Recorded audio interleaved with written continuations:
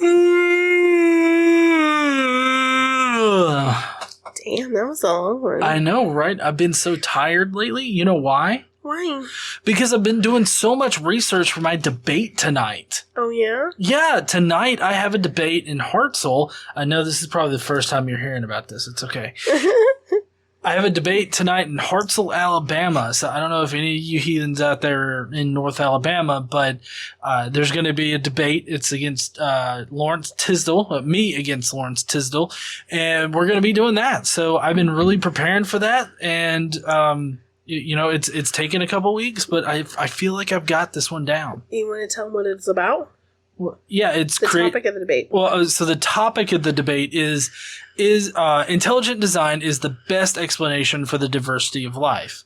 Mm-hmm. That's the topic. So it's kind of an easy topic for me as, the evolution side to present a case against intelligent design. So we're going to be doing that tonight. It will be live streamed on the Life Church Facebook. I will be getting raw video footage of it afterwards, though. So be looking for that on my channel here probably the next week because it'll take me a little bit to actually get that edited and everything like that. So are you guys ready for the Bible study today? Because we've got to eat here in a bit. So I'm just going to bang this out really quick. Oh, okay. Pun intended. Mm-hmm. You do that. Yeah. I'm ready. You're going to understand what I meant by pun. Mm-hmm. Anyways. So today we're in 1 Kings 12 and 13 with a little bit of Chronicles splashed in there. So if you remember from last time, Solly bit the dust and the kingdom split in two like Solomon tried to do to that little shit kid that the two women were fighting over at one point. The 2 kingdoms were ruled by 2 jackasses. One jackass was named Rory. The other jackass was named Jerry. And Rory was going to go to Shechem to be anointed or some kind of shit. And then Jerry told Rory that he needed to lighten his quote-unquote load. And we all know what that really means. Which is kind of weird because I think they're brothers, aren't they? No. Oh, no, they're not. So it's totally cool. It would have been cool if they were brothers anyways. This is the Bible. Jerry then was told to leave for 3 days while Rory thought about taking on his load. And Rory decided that he didn't want his load and decided to do a whole cum dump thing on Jerry. And seeing this Brazer's casting couch of a nightmare gone wrong, the people rebelled and killed a BDSM guy for no reason other than he was going to do BDSM things. Rory escaped to come dump another day, and then Jerry became king of Israel. Oh yeah, he became king of Israel. And Rory, he was stuck fucking with Judah. But Rory then decides to go and fuck up the Israelites, but a prophet comes in and tells him to knock that shit off because you're being a dipshit. Jerry then puts a condom on Shechem because who knows been fucking that place. Oh my God. Jerry didn't want the Israelites to kill...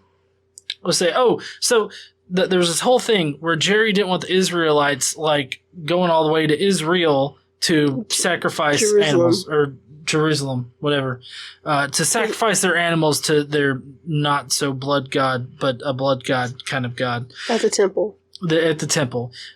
Jerry then created a whole bunch of places where they could sacrifice their animals there. He also built a couple cows. So not exactly like whoever that fuck was with Moses. Was that Moses' dumb fuck brother? Mm-hmm. I think it was Moses' dumb fuck brother that built the cow or the calf or something. Oh, Aaron. Mm-hmm. built the cow. Well, this time Jerry's like, nope, we're doing 2 cows. So he built 2 cows, and that's where everybody was supposed to sacrifice all their livestock at for the non-blood god that loves to smell the burning flesh of animals. So basically, they became Buddhists. And then another prophet came to Jerry and told him about Josiah to be born under the house of David. Apparently, Josiah was going to be born so hard that he was going to break the temple or something, or the worshiping altar, or the calves, or I don't know. Josiah was going to fuck shit up, basically, when he was born. Jerry, though, wasn't really all that happy with the prophet, and so he tried to put the prophet on the casting couch, but God shriveled up his jerking off hand. Oh my God. The prophet didn't like this, and so he begged God to de-shrivel up the jerking off hand, because apparently it was needed for something. Jerking off? Yeah, probably jerking him off. Anyways, Jerry then sent the prophet away. The prophet had to go away and was told not to eat Jerry's shitty-ass food. But then Jerry was like, hey, go and get the prophet back. And so the guy went back to the prophet and was like, hey, I'm a prophet too. And so, thinking that he was like all broceps with him, he went back, ate with him, and so God killed him because fuck him and his disobeying ass. The end. That was really horrible. I mean, we can go home at this point, right? No. But we're getting steak. No, I know that, but we can't have steak until we correct this monstrosity of a summary that you just gave.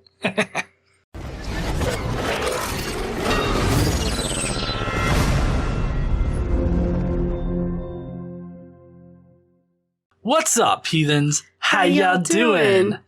So, we had some words during the intro, and apparently I got shit wrong. Yeah. And so now, even though Casey is a little under the weather, she's going to correct me because she's dedicated like that. Yeah. We just haven't done it in a couple weeks because, dedication reasons. So yeah, we talked about last time what happened, right? And we know that Rehoboam, who is Solomon's son. Just call him Rory. That's what I do. I know what you do. But it's wrong. I got it. Yeah. Jeroboam is the son of Nebat, and Rory. I've infected her. Rory, it's easier to say, and I don't give a fuck today. Rory is only taking over. Remember, the prophet said that Rory would only take over Judah, and the kingdom of Israel would be split. So Judah and Benjamin essentially are together. And so that's who Rory is ruling over. And Jerry is ruling over the rest of Israel. Well, not yet. We're going to get there, but that's what's going to happen today. And there's going to be issues with this, right? Right. Okay. So Rory went to Shechem, for all the Israelites had gone there to make him king. When Jeroboam, son of Nebat, heard this, he was still in Egypt, where he had fled from King Solomon. Remember last time he fled because he was afraid Solomon would have him killed after the prophet told Solomon what was going to happen to him for leading such a shitty life? Right. Okay. So he returned from Egypt. So they sent for Jeroboam, and he and the whole assembly of Israel went to Rehoboam and said to him, your father put a heavy yoke on us, but now lighten the harsh labor and the heavy yoke he put on us, and we will serve you. So basically they're saying, if y'all stop being slave drivers, we'll serve you. I took that load thing way differently. Yeah, I know. I figured you would. So Rory answered, go away for 3 days and then come back to me. So the people went away. I guess he needed some time to think. He's going to ask for some advice on what to do. So then King Rory consulted the elders who had served his father Solomon during his lifetime. How would you advise me to answer these people? They replied, if today you will be a servant to these people and serve them and give them a favorable answer, they will always be your servants. But Rehoboam didn't really like that answer, and he rejected the advice the elders gave him and consulted the young men who had grown up with him, his brothers. And he asked them, what is your advice? How should we answer these people who say to me, lighten the yoke your father has put on us? The young men who had grown up with him replied, tell these people who have said to you, your father put a heavy yoke on us, but make our yoke lighter. Tell them, my little finger is thicker than my father's waist. My father laid on you a heavy yoke. I will make it even heavier. My father scourged you with whips. I will scourge you with scorpions. God damn. Yeah. Fucking scorpion. Can you imagine a cat of nine tails with like little scorpions attached to the ends of it? It's like a cat of fuck you in the face. And it's Yeah. like, what the fuck? Not pleasant. Also, my little finger is thicker than my father's waist. I feel like by waist he means dick. Almost made her spit out her drink, guys. So, apparently this is what Rory wanted to do because he wanted to be a badass, right? I don't know. I don't know what his fucking problem is. But 3 days later, Jerry and all the people of Israel come back to Rory. And the king answered the people harshly, rejecting the advice given to him by the elders. He followed the advice of the young men and said, My father made your yoke heavy. I will make it even heavier. My father scourged you with whips. I will scourge you with scorpions. So the king did not listen to the people, for this turn of events was from the Lord. To fulfill the word the Lord had spoken to Jeroboam, son of Nebat, through Ahijah the Shilonite. Okay. Wait, the Shilonite? Shilonite. Oh, that's God. That's what we should call our patrons, Shilonites. Well, no, remember, that's the level 1. Oh, Shilonite. Yeah, Shilonites. Okay. The level 1s are Shilonites. Okay. So, when all of Israel saw that the king had refused to listen to them, they answered the king, What share do we have in David? What part in Jesse's son? To your tents, O Israel, look after your own house, O David. So the Israelites all went home. But for the Israelites who were living in the towns of Judah, Rory still ruled over them. Mm-hmm. Okay. So King Rehoboam sent out Adoniram, who was in charge of forced labor, but all Israel stoned him to death. King Rehoboam, however, managed to get in his chariot and escape to Jerusalem, so Israel has been in rebellion against the house of David to this day. So Israel and Judah are not getting along. So, wait, are we about to get to the part where they become Jews? Why do you always ask that?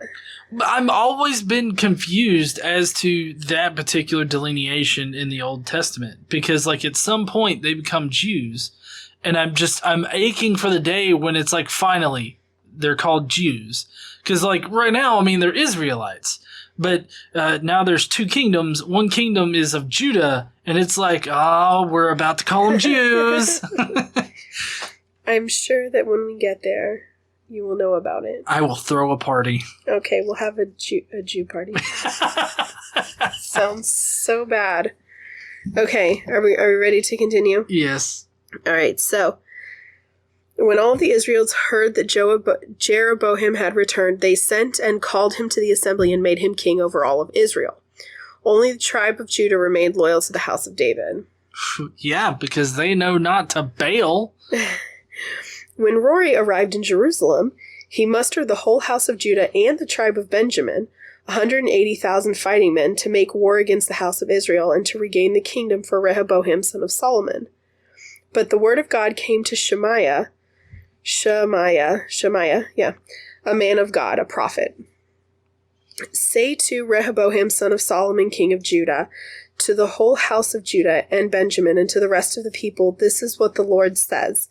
Do not go up and fight against your brothers, the Israelites. Go home, every one of you, for this is my doing. So they obeyed the word of the Lord and went home again as the Lord had ordered. So I feel like this needs to be put in a very hillbilly type of context here. Okay. Because I feel like this guy is like, now you listen up here, dumb fuck, okay? You, all your brothers and sisters, all the Israelites, go home. Stop this shit and just go back there and not do this fucking shit because it's a bad fucking idea. He rolled up a newspaper, hit him on the nose, and said, What? No. No, yeah. Motherfucker. Go back home. Sit on your ass on the couch. Flip on that Israelite TV. No. I don't know. They had some kind of news source back then. Okay. Then Jeroboam fortified Shechem in the hill country of Ephraim and lived there. From there he went out and built up Peniel. Jeroboam thought to himself, the kingdom will now likely revert to the house of David. If these people go up to offer sacrifices at the temple of the Lord in Jerusalem, they will again give their allegiance to their lord Rehoboam, king of Judah. They will kill me and return to King Rehoboam. After seeking advice, the king made 2 golden calves. He said to the people, is it too much for you to go up to Jerusalem? Here are your gods, O Israel, who brought you up out of Egypt. One he set up in Bethel, and the other in Dan. And this thing became a sin, and the people went even as far as Dan to worship one of these. Jeroboam built shrines on high places and appointed priests from all sorts of people, even though they were not Levites. He instituted a festival on the 15th day of the 8th month, like the festival held in Judah, and offered sacrifices on the altar. This he did in Bethel, sacrificing to the calves he had made, and at Bethel he also installed priests at the high places he'd made. On the 15th day of the 8th month, a month of his own choosing, he offered sacrifices on the altar he'd built at Bethel. So he instituted the festival for the Israelites and went up to the altar to make offerings. You know, honestly, they're painting themselves as a target for God. Yeah. I mean, this is the exact kind of shit that God kills many, many people for. Oh, yeah, they're fucking up bad. Oh, yeah, definitely. For one thing, I do like the sort of the visual parallel or whatever here of you know how Solomon was the wise guy, right? Yeah. And he had a choice. You know, these 2 women came and was like, "Oh, hey, look, this baby's mine. No, this baby's mine." Mm-hmm. 2 people claiming one thing. Right. It was like, well, I'll just cut it in half, and then you know you both get a part of it. Mm-hmm. And so, I mean, there was that whole thing, and now that's contrasted here with the person that was deemed to rule over it, Jeroboam, and then there's Rory, who is the son of Solomon, and they decided because I guess of Solomon not having Solomon's wisdom or whatever, because Solomon died, they split the kingdom up. Well, no, that was God that said God did that. Well, yeah, I understand that, but the whole idea of splitting up this one kingdom for these 2 people, it matches with the choice that Solomon had to make with the child.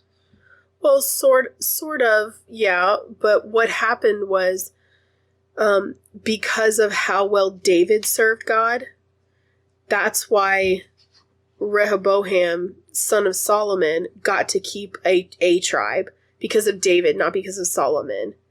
No, I didn't say because of Solomon. Okay. I was talking about how Solomon is a symbol of wisdom. Yeah. And even though he turned out to be an idiot. Well, right.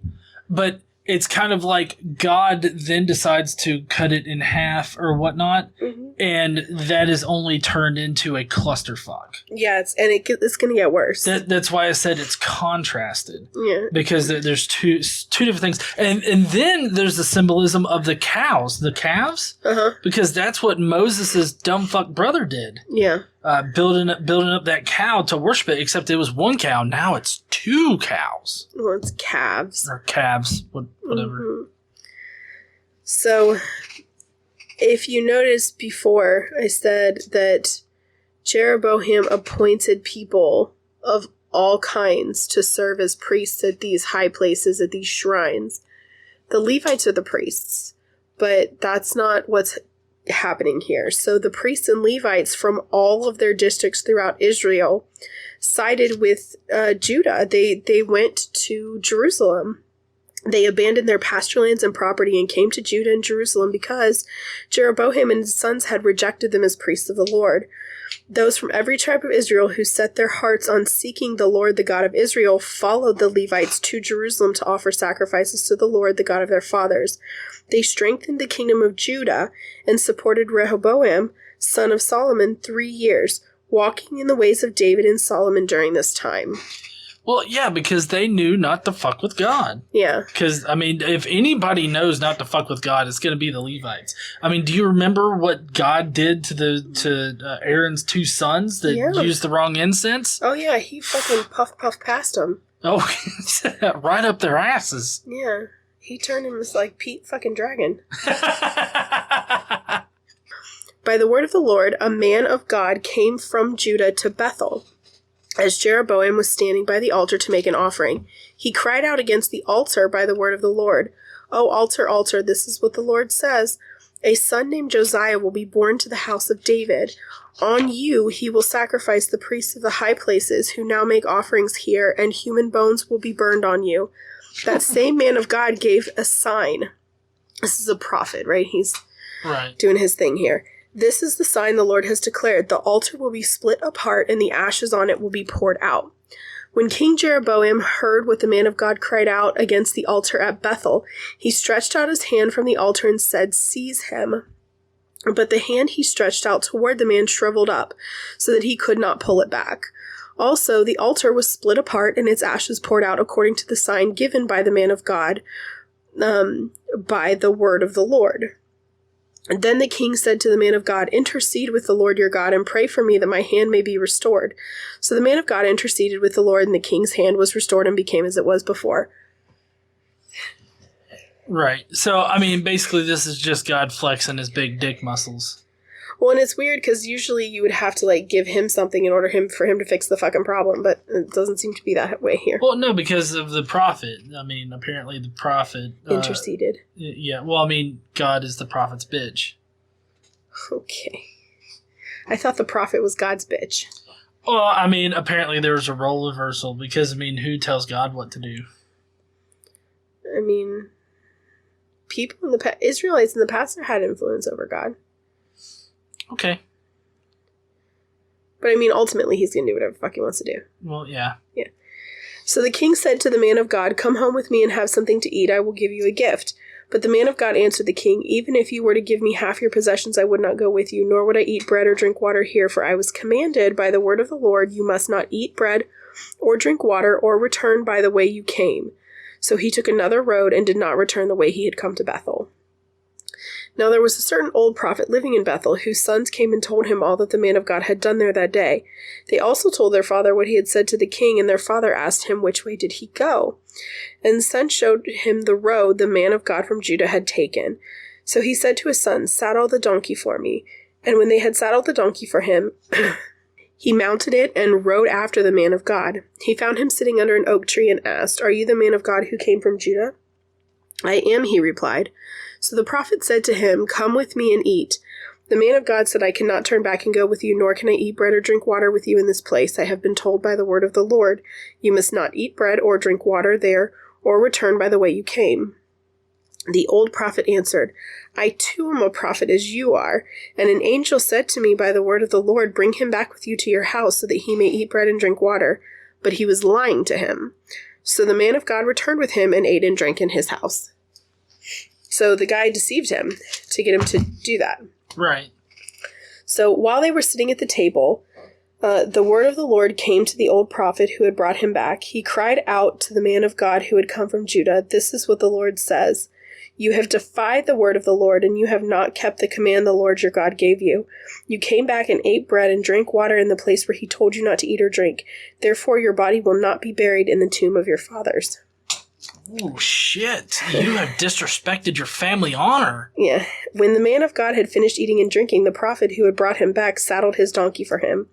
As he went on his way, a lion met him on the road and killed him, and his body was thrown down on the road, with both the donkey and the lion standing beside it.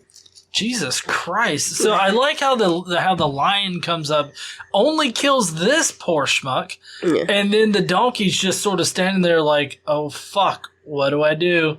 Yeah. He just killed the guy that was riding my back. Yeah. I'll just act like nothing's wrong. Yeah, the lion actually doesn't bother the donkey. No, it's kind of odd. But I do like how God is just like, wait a second, you believed a fucking lie? Fuck you, you're dying. Well, yeah, and the guy used an angel of the Lord and said that he was a prophet and... Well, I mean, see, here's the problem with, listening to the voices in your head. Anybody can have voices in their head, and anybody can be this voice of God. Right. So I don't know why the Lord having such a small, not a very good way of like vetting these prophets. Right. Because he's got no way to vet these prophets. Right. So it's like, this is really your fault, God. I don't know why you got to kill a fuck for it. So some people who passed by saw the body thrown down there with the lion standing beside the body, and they went and reported it in the city where the old prophet lived. When the prophet who had brought him back from the journey heard of it, he said, "It is the man of God who defied the word of the Lord. The Lord has given him over to the lion, which has mauled him and killed him, as the word of the Lord had warned him." The prophet said to his sons, "Saddle the donkey for me," and they did so. Then he went out and found the body thrown down on the road with the donkey and the lion standing beside it. The lion had neither eaten the body nor mauled the donkey. So the prophet picked up the body of the man of God, laid it on the donkey, and brought it back to his own city to mourn for him and bury him. Then he laid the body in his own tomb, and they mourned over him and said, "O my brother." After burying him, he said to his sons, "When I die, bury me in the grave where the man of God is buried. Lay my bones beside his bones. For the message he declared by the word of the Lord against the altar in Bethel and against all shrines on the high places in the towns of Samaria will certainly come true." So the old prophet who lied to him is the one who ended up burying him. Wow. It's kind of odd. Mm-hmm. I mean, I guess he felt guilty, maybe? It seems so. I don't know. We'll see. Anyways. So that's it for today. Okay. Next week, we're going to have Jeroboam is going to continue idolatry. Of course. Right? And his son's going to get sick. Oh, shit. Not the son being sick thing again. You know, that's what got David into some trouble in the first place. Well, I mean, him fucking another guy's wife after he sent the guy out to be killed is what got him in trouble. But that got his son killed. Well, I mean, he fucked a wife before he sent him out to get killed. He only sent him out to get killed because she got pregnant. Well, right. And he wouldn't come home and fuck her. You know, this Bible shit is complicated. David tried to put it back together. He tried to get the soldier to go home and fuck his wife so that they would think that the kid was the... Yeah, but don't you think that even if that had succeeded, God would be like, "You're not pulling this. This is not cups, motherfucker." Let's see what else. We're going to have a prophecy against Jeroboam, so we're going to have more prophecy next week. Yay. Spoiler alert, Jeroboam's son is going to die. Everybody dies in the Bible, even God's own son. Yeah, Rehoboam is going to fortify Judah. We're going to learn some about Rehoboam's family, which is going to be a lot of names I can't pronounce. Yay. Maybe I'll ask Dr. Josh. Yeah. Judah is actually going to turn to idolatry. Oh, fuck. That's when God gets really pissed. Yeah. Let's see. There's going to be a lot of war with Israel between Judah and Israel. There's going to be a lot of problems. Okay. Yeah. Also, Rehoboam is going to die. Oh, no. Yeah, another king is going to take over. And we're going to meet King Abijah. And we're going to learn some about Abijah next week. And then Abijah is also going to die. Fuck. Yeah. So nobody stays around for very long in this goddamn book. Except Jeroboam. Jeroboam. Jerry's going to survive them all, even though he built the fucking calves. Mm-hmm. Anyways. All right, heathens. Well, I really appreciate you joining us today. It was really awesome of you guys to be here. Yeah. Yeah. So I'm going to go and debate creation versus evolution, or, well, I guess technically intelligent design versus evolution. So y'all wish me luck. Hope you guys can either watch tonight or watch whenever I post it up. And I guess... Don't forget to stand up and use your voice. Bye.